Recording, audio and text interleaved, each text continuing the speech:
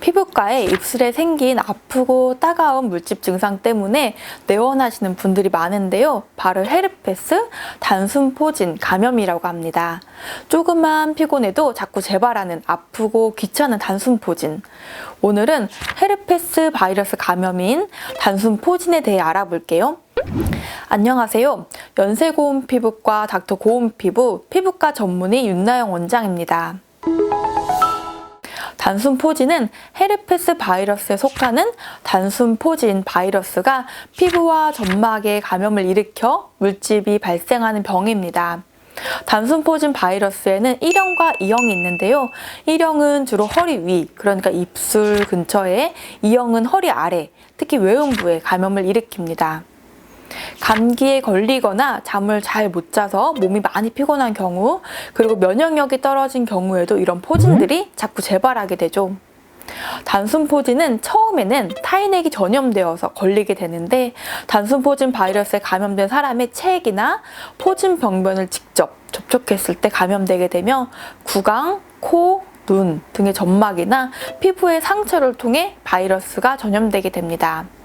단순 포진 바이러스는 비교적 큰 DNA 바이러스여서 상온에 노출되거나 건조하게 되면 쉽게 비활성화되기 때문에 공기를 통해서는 거의 전염되지 않습니다.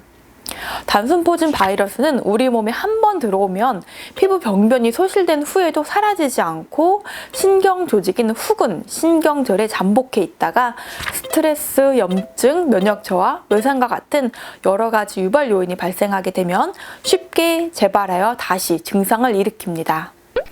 단순 포진 바이러스 1형의 초발 감염은 주로 소화기 때 일어나게 되고, 감염률은 나이가 들면서 높아져 30세 이상의 성인 대다수가 단순 포진 바이러스 1형에 대한 혈청 반응 양성을 보입니다. 높은 인구 밀도와 낮은 사회 경제적 환경에서 더 많이 발생하는 경향이 있다고 합니다. 단순 포진은 바이러스에 감염되었다고 해서 모두에게 증상이 나타나는 것은 아니어서 무증상인 경우도 많이 있습니다.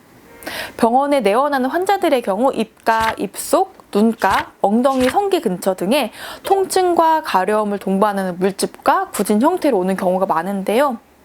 심할 경우 주변 림프절이 붓거나 근육통 등의 신체 증상이 동반될 수도 있습니다.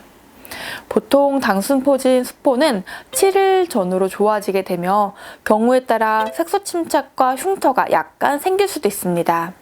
손가락, 발가락에 바이러스가 옮으면 단순 포진이 손가락에 발생할 수도 있고, 아토피 피부염이 있는 피부인 경우 피부의 면역력이 떨어져 바이러스가 얼굴 전체에 퍼져 얼굴 전체에 광범위한 수포가 발생하는 포진상 습진이 생기기도 합니다. 헤르페스 감염은 대개 임상적인 증상으로 진단할 수 있고, 바이러스 피검사, 챙크 테스트를 통해 진단에 도움을 받을 수 있습니다. 아시클로버나 발라시클로버 복용을 통해 치료하게 되며 아시클로버 외용제를 함께 사용하기도 하고요. 동반된 증상에 대한 증상 치료도 같이 진행합니다.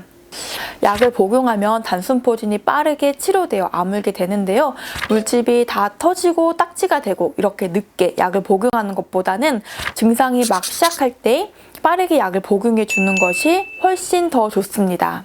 한국인에서 상당히 많은 사람이 헤르페스 바이러스를 가지고 있는 것으로 보고되고 있을 만큼 단순 포진은 워낙 흔한 질환인데요. 감염 후에 생기는 단순 포진 바이러스 단백질에 대한 항체는 단순 포진의 재발을 예방해 주지는 못합니다.